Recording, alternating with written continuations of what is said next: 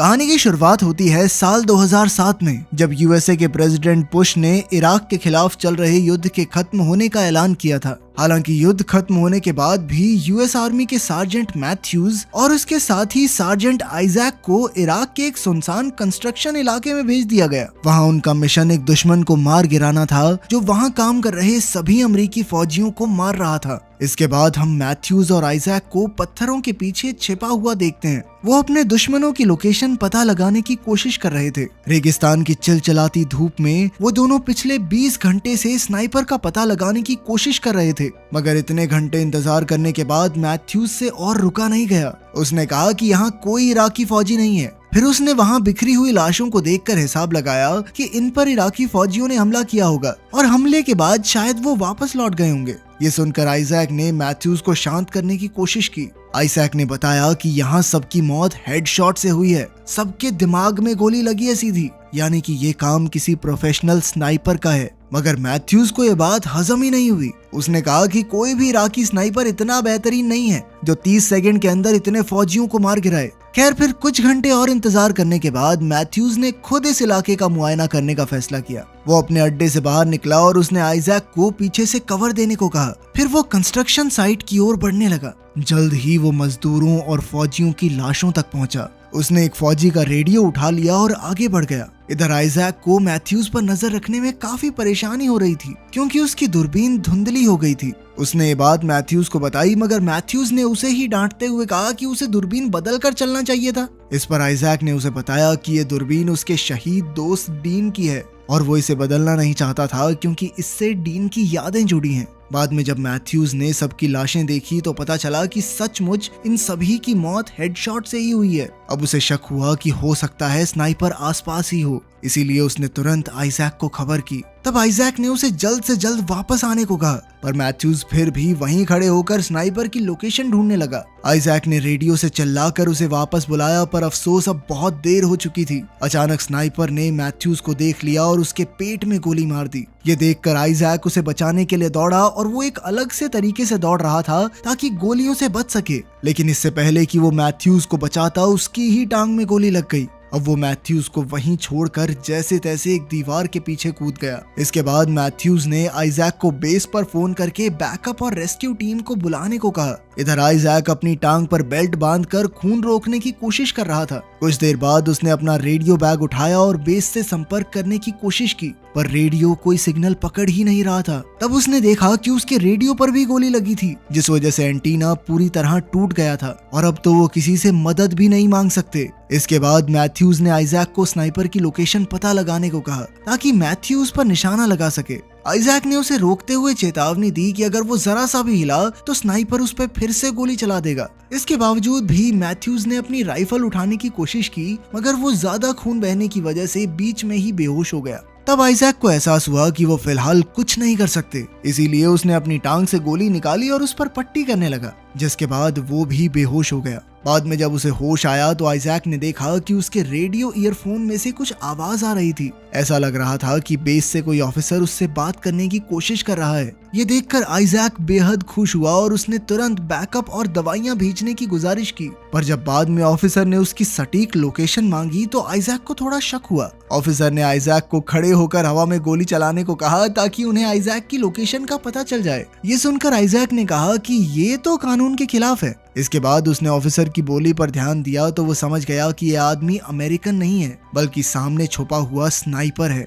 जिसके पास American base के signal हैं। हालांकि स्नाइपर का पर्दाफाश हो चुका था, पर वो फिर भी आइजैक से बात करता रहा। पहले तो आइजैक ने बात करने से मना कर दिया, पर जब स्नाइपर ने मैथ्यूज पर फिर से गोली चलाने की धमकी दी तो आइजैक को मानना पड़ा। बात करने के साथ साथ आइजैक जमीन पर इस इलाके का नक्शा बना रहा था ताकि वो स्नाइपर की लोकेशन का अंदाजा लगा सके। कुछ पलों बाद स्नाइपर ने आइजैक को बताया कि वो एक आम इराकी आदमी है जो अपने देश को बचाना चाहता है। फिर स्नाइपर ने आइजैक से उसके परिवार के बारे में पूछा, मगर आइजैक ने कहा कि वो ये सब नहीं बता सकता। फिर आइजैक ने कहा कि अमेरिकी फौजी तो यहाँ इराक में उनका विकास करने आए हैं, फिर तुम लोग हमें मारना क्यों चाहते हो? ये सुनकर स्नाइपर हंसने लगा और कहने लगा कि तुम लोग सिर्फ अपने बारे में सोचते हो, हमारा सारा पैसा लूट के ले जा रहे हो, तेल लूट के ले जा रहे हो, शर्म नहीं आती तुम्हें झूठ बोलते हुए। खैर, फिर बाद में आइजैक ने अपने बारे में कुछ नहीं बताया तो स्नाइपर ने फिर से मैथ्यूज पर गोली चलाने की धमकी दी। मगर इस बार आइजैक ने उस पर ध्यान नहीं दिया। फिर स्नाइपर ने कहा कि वो डीन की मौत का सच जानता है। उसके मुंह से अपने दोस्त का नाम सुनकर आइजैक के तो होश ही उड़ गए और वो सोचने लगा कि स्नाइपर को इसके बारे में कैसे पता चला। फिर बाद में आइजैक ने अपनी बोतल से पानी पीने की कोशिश की, पर उसमें भी स्नाइपर की गोली लगी हुई थी। इधर स्नाइपर इसके बारे में पहले से जानता था और उसने कहा कि उसने जानबूझकर आइजैक की बोतल, रेडियो और उसकी टांग पर गोली चलाई। उसने ऐसा इसलिए किया ताकि आइजैक यहाँ से बचकर भाग न सके। फिर स्नाइपर ने कहा कि वो कल सुबह होने से पहले मर जाएगा क्योंकि उसका खून बहुत तेजी से बह रहा है। इसके बाद आइजैक ने परेशान होकर स्नाइपर के हथियार का पता लगाने की कोशिश की और उसे गुस्सा दिलाने के लिए आतंकवादी कहकर बुलाया, पर स्नाइपर ने हंसते हुए कहा कि बेगाने मुल्क में बंदूक लेकर तुम घुसे हो और आतंकवादी मैं हुआ। हाँ, खैर फिर कुछ देर दूरबीन से देखने के बाद आइजैक ने पता लगा ही लिया कि स्नाइपर कचरे के ढेर के पीछे छिपा हुआ था। उसने हिसाब लगाया कि ये स्नाइपर जरूर कोई प्रोफेशनल है, पर स्नाइपर ने तो कहा था कि वो सिर्फ एक आम इराकी आदमी है। ये सुनकर आइजैक ने कहा कि इराकी लोगों को इतनी अच्छी ट्रेनिंग नहीं मिली, तुम जरूर पहले यूएस आर्मी ऑफिसर रहे होगे जिसके बाद तुमने अपने ही देश को धोखा दिया है। पर स्नाइपर ने कहा कि ये सच नहीं है क्योंकि वो सिर्फ उन्हीं लोगों को मारता है जो पहले उस पर वार करते हैं। खैर जल्द ही आइजैक पानी की कमी की वजह से जमीन पर गिर गया। बाद में स्नाइपर ने आइजैक से कहा कि मरने के बाद मैं तुम लोगों का वो हाल करूंगा कि तुम्हारे अपने लोग भी तुम्हें पहचान नहीं पाएंगे। तुम हमारे देश में घुसकर हमारे लोगों को मारते हो और हमारी ही चीजें चुराकर अपने देश को अमीर बनाना चाहते हो। अब वो स्नाइपर थोड़ा गुस्सा करने लगा था। खैर आइजैक यही चाहता था कि स्नाइपर गुस्से में आकर कोई तो गलती करे। कुछ समय बाद आइजैक ने उस स्नाइपर को बेवकूफ बनाने के लिए एक लकड़ी पर अपनी जैकेट और हेलमेट डालकर उसे ऊपर कर दिया, मगर स्नाइपर इस जाल में नहीं फंसा और इस चक्कर में आइजैक अपना हेलमेट भी खो बैठा। अब आइजैक के पास कोई चारा नहीं था, इसलिए वो अपनी जान जोखिम में डालकर एक मरे हुए फौजी के पास भागा ताकि उसके बैग में से कुछ काम की चीजें मिल जाएं। मगर जैसे ही वो वापस लौटा तो उसने देखा कि उसकी दूरबीन टूट चुकी थी और अब तो वो स्नाइपर पर नजर भी नहीं रख पाएगा। खैर फिर आइजैक को अपने रेडियो से कुछ आवाज सुनाई दी और तब उसे पता चला कि मैथ्यूज तो असल में जिंदा है। उसने चिल्लाकर मैथ्यूज को बताया कि स्नाइपर कचरे के ढेर में छुपा हुआ है। तब मैथ्यूज ने अपनी जेब से एक चमकता हुआ शीशा निकाला और कचरे के ढेर को देखा। इधर आइजैक रेडियो पर स्नाइपर का ध्यान भटकाने में लगा था और वहीं मैथ्यूज धीरे धीरे अपनी राइफल की ओर बढ़ रहा था। तब स्नाइपर ने आइजैक को बताया कि पहले वो बगदाद में एक टीचर हुआ करता था, पर फिर एक अमरीकी हमले में उसके सभी स्टूडेंट मारे गए, जिसके बाद उसने उन सब की मौत का बदला लेने का फैसला किया। फिर स्नाइपर ने आइजैक से पूछा कि वो टूटी हुई दूरबीन लेकर क्यों घूमता है। जब आइजैक ने कोई जवाब नहीं दिया तो स्नाइपर ने फिर से मैथ्यूज को गोली मारने की धमकी दी। आइजैक जानता था कि मैथ्यूज जिंदा है और इसीलिए उसने फटाफट जवाब दिया ताकि स्नाइपर बिल्कुल भी मैथ्यूज की तरफ देखे भी ना। उसने बताया कि ये दूरबीन डीन की है और उसकी गलती की वजह से ही डीन ने अपनी जान गंवाई थी। इसके बाद मैथ्यूज ने अपनी राइफल उठाई और कचरे के ढेर पर गोलियां चला दी, लेकिन फिर जैसे ही वो अपनी बंदूक को रीलोड करने लगा तो अचानक स्नाइपर ने उसके कंधे पर गोली चला दी। ये देखकर आइजैक ने तुरंत मैथ्यूज को अपनी ओर रेंग कर आने को कहा, लेकिन इससे पहले कि वो आइजैक तक पहुंचता स्नाइपर ने उसके सर में गोली दाग दी, जिसके बाद उसकी मौके पर ही मौत हो गई।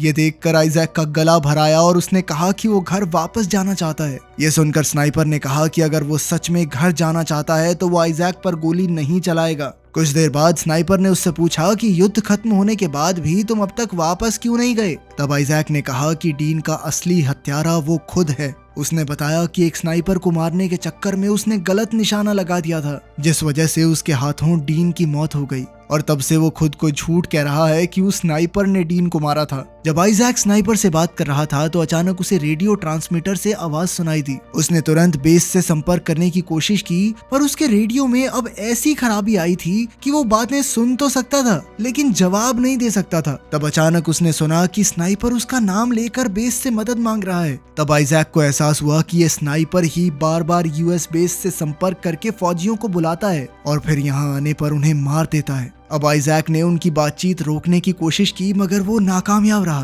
कुछ समय बाद जब आइजैक की आंख दोबारा खुली तो उसने देखा कि एक कौवा उसके जख्म नोच रहा था। तब उसने जैसे तैसे मैथ्यूज की राइफल उठाई और कचरे के पीछे छुपे स्नाइपर पर गोलियां चला दी। तभी उसने हेलीकॉप्टर्स को आते देखा तो उसने अपनी लोकेशन बताने के लिए एक दीवार को गिरा दिया। अब स्नाइपर ने भी आइजैक पर निशाना लगाने की कोशिश की, पर दीवार गिरने की वजह से मिट्टी उड़ने लगी और वो निशाना नहीं लगा पाया। इधर आइजैक ने फिर से कचरे के ढेर पर गोलियां चला दी, पर उसे पता नहीं था कि स्नाइपर मर गया या नहीं। ये देखने के लिए वो अपनी जगह पर खड़ा हो गया, पर स्नाइपर ने उस पर गोली नहीं चलाई। ये देखकर आइजैक को लगा कि उसने स्नाइपर को मार गिराया। जल्द ही हेलीकॉप्टर्स नीचे आए और फौजियों ने उसे एक स्ट्रेचर पर लिटाया। आइजैक ने उन्हें छिपे हुए स्नाइपर के बारे में बताने की कोशिश की, पर वो उन्हें कुछ समझा नहीं पाया। जैसे ही हेलीकॉप्टर्स उड़ने लगे तो स्नाइपर ने अचानक हेलीकॉप्टर के फौजियों पर जबरदस्त हमला कर दिया। इससे पहले कि आइजैक उन्हें चौकन्ना कर पाता, गोली पायलट को जा लगी और हेलीकॉप्टर नीचे जा गिरा। इस क्रैश में सभी फौजियों की मौत हो गई।